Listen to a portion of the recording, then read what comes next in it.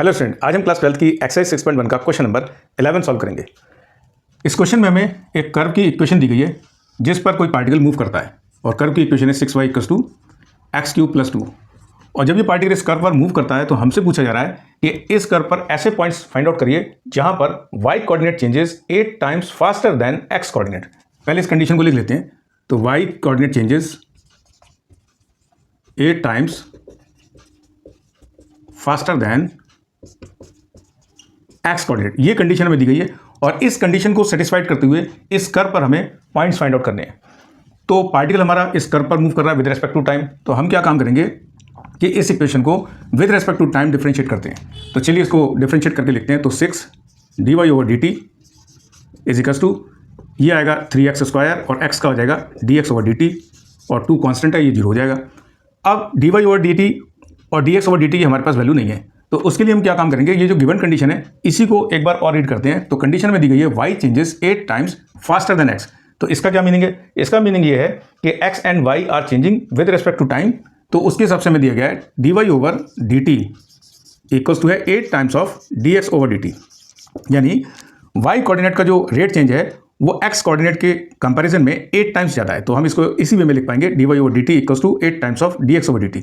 अब dy/dt की value हमारे पास यहाँ से आ गई, इसकी वैल्यू को हम यहाँ पर पुट कर देते हैं। तो इससे मिलेगा 6 × 8 dx/dt और इधर आएगा हमारे पास 3x² dx/dt।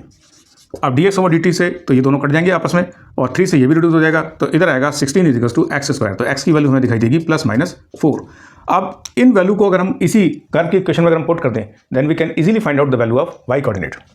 तो चलिए एक एक करके निकाल लेते हैं। तो 6y और पहले +4 पुट कर देते हैं इसमें। तो 4 का क्यूब 64 + 2 इससे आएगा 66 और ये रिड्यूस हो जाएगा 11 टाइम्स। तो y = आएगा 11। तो पहला कोऑर्डिनेट कौन सा होगा? 11 4,11 और दूसरा कोऑर्डिनेट कितना दिखाई देगा? अब -4 की वैल्यू इस इक्वेशन में पुट कर लेते हैं। तो इससे हमें मिलेगा 6y = -4 का क्यूब हो जाएगा -64 + 2।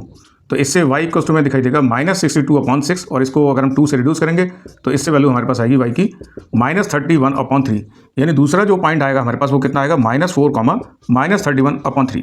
अब देखो कंडीशन कुछ ऐसी थी कि y changes 8 times faster than x, लेकिन यहाँ पर जो y कोऑर्डिनेट आ रहा है वो तो 8 टाइम्स नहीं आ रहा और ऐसे ही 11 इज नॉट 8 टाइम्स ऑफ 4। अब इसका क्या मतलब है? अब इसका मतलब ये है कि जो पार्टिकल जब इस कर्व पर मूव करेगा तो इसका मतलब ये है कि it will feel the y coordinate is changing 8 times faster than x, यानी कंडीशन जो रिप्रेजेंट करेगी स्लोप ऑफ मोशन को रिप्रेजेंट करेगी।